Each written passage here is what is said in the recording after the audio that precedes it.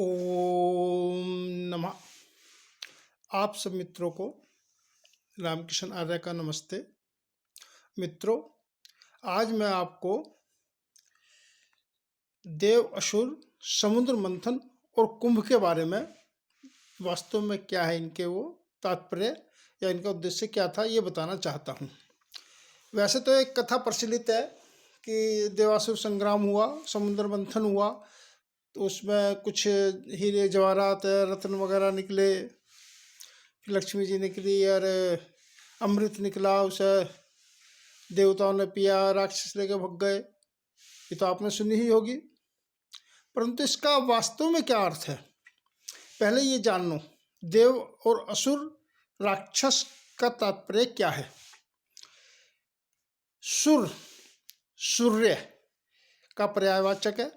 सूर्य जो प्रकाश का देने वाला है, रोशनी का देने वाला है, और जो सब ग्रह उपग्रह का प्रेरक है। इसी तरह से जो मनुष्य इस संसार में धर्म के प्रचारक है, सत्य के प्रचारक है, वेद विद्या के प्रचारक है, ज्ञान के प्रचारक है, वे देव कहलाते हैं, सुर कहलाते हैं। और इसके विपरीत जो अधर्म के, झूठ, पाखंड, अविश्वास, अंधकार, अंधविश्वास के प्रचारक है, वे असुर कहलाते हैं। साक्षर और राक्षस। साक्षर जो पढ़ा लिखा है, विद्वान है, और इसका उल्टा, साक्षर का उल्टा करो आप, राक्षस, अर्थात जो अज्ञानी, अनपढ़ और गंवार, जो होते हुए असत्य का आचरण करता है, झूठ का आचरण करता है, पाखंड का आचरण करता है, वो राक्षस है। अर्थात क्या तात्पर्य है कि जो असुर है वे अंधकार के, असत्य के प्रचारक है, और राक्षस उसको ग्रहण करके उसको आचरण करने वाले हैं। इसी प्रकार जो सत्य विद्या के प्रचारक है वे सुर या देव, और जिनको ग्रहण करने वाले हैं वे मनुष्य होते हैं। इसी तरह से आर्य और अनार्य, अनार्य अनाड़ी, आर्य जो पढ़ा लिखा विद्वान है, इसके उलट आप विलोम कर दो। तो जब समुद्र मंथन का तात्पर्य है कि जो गहन विचार विमर्श है, कहते नहीं जैसे दो आदमी, तीन आदमी बैठे आपस में बात कर रहे, कोई पूछता है भाई क्या समुद्र मंथन चल रहा है, तो समुद्र मंथन क्या है कि गहन विचार विमर्श।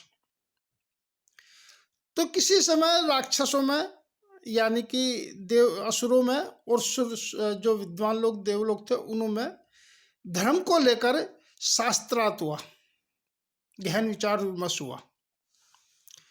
उसमें क्या हुआ कि जो सत्य थी उसकी विजय होनी थी। उसमें क्या निर्णय आया, क्या अमृत छलका, क्या अमृत निकल कर आया, उसमें बहुत से और रतन रूपी विचार प्राप्त हुए। बहुत से बहुमूल्य, कहते नहीं रतन, लोगों ने जो रूपक अलंकार है इसके अन्य अर्थ निकाल लिए। उनका तात्पर्य था कि रतन रूपी विचार, अमृत रूपी विचार जो प्राप्त हुए, वो ये हुए कि इस संसार में जीने के दो मार्ग हैं, एक वाम मार्ग और एक वेद मार्ग।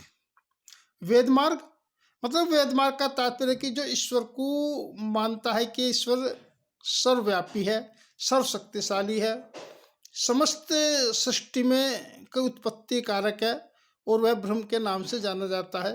हमें उसका ही भजन और पूजनीय ध्यान करना चाहिए। और वह जो परमात्मा है,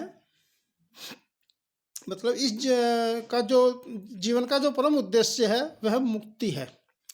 सुख हमारे शरीर को प्राप्त होता है, मन को शांति और आनंद को, आत्मा को आनंद प्राप्त होता है। तो जो जीव का परम मुख्य उद्देश्य आनंद अर्थात मुक्ति की प्राप्ति है। इसके विपरीत वाम मार्ग क्या कहता है। वाम मार्ग कहता है कि भगवान वगैरह कुछ नहीं होता, यह प्रकृति ही सब कुछ है, हमें सुख की प्राप्ति के लिए ही यही जीवन है, मौज लो, सुखी हो, धन पैसा दौलत जितना चाहे धर्म से, असत्य से, झूठ से, जैसे भी कमाते हो कमाओ, और यही जीवन का आनंद जो है वो यही सुख की, इस तन के सुख की प्राप्ति है।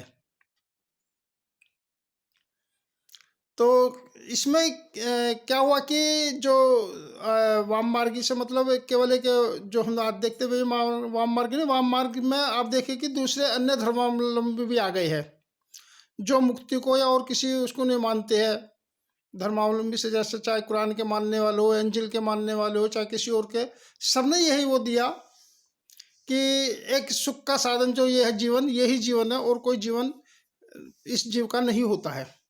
थोड़ा बहुत हिंदू मुक्ति को और जन्म मरण को और भूतकाल भूतपूर्व जन्म को इनको जरूर मानता है, परंतु ये भी मानता ही है ज़्यादातर इसमें भी सब मुक्ति उसके तन से के सुख के लिए पैसे इकट्ठा कर लो, धन इकट्ठा कर लो, भगवान से भी उनने जो परमात्मा है उसको तो मानता नहीं, वेदमार्गी का जो एक सर्व परमात्मा है, और उसने अनेक भगवानों को खड़ा कर लिया है और उनसे भी क्या मांगता है, पुत्र पुत्रादि इत्यादि मांगता है, धन मांगता है, जमीन जायदाद मांगता है, बीवी का सुख मांगता है, पति का सुख मांगते हैं, ये ठीक हो जा वो ठीक हो जा, परंतु मुक्ति की तरफ कोई नहीं बढ़ना चाहता।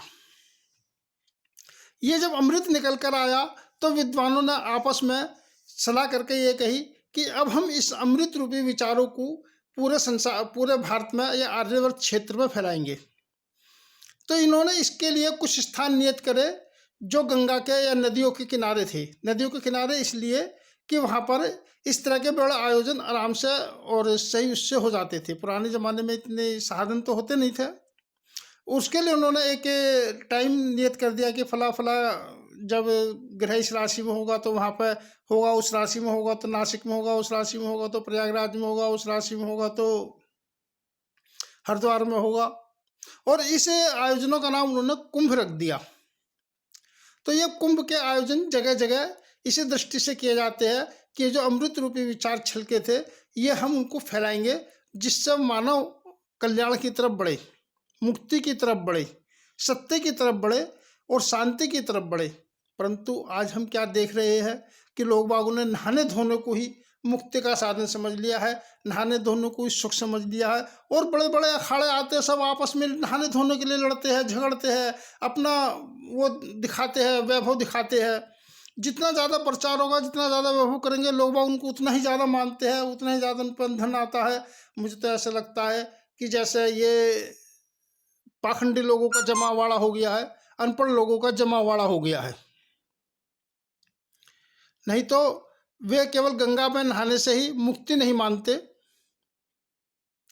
और आप भी जो परमात्मा ने हमें दिया है, जिसको इस संसार, जिसने संसार को बनाया है, हम उसे माने, किसी अन्य को नहीं। नमस्ते आपका।